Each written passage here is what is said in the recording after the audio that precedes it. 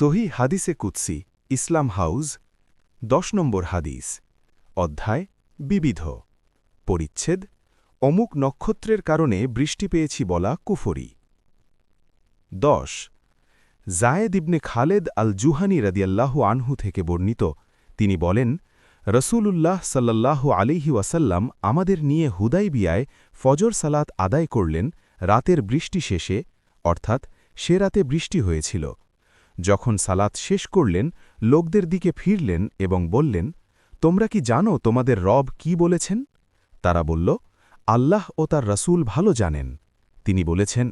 আমার কতক বান্দা ভোর করেছে আমার উপর ঈমান অবস্থায় আর কতক বান্দা ভোর করেছে আমার সাথে কুফরি অবস্থায়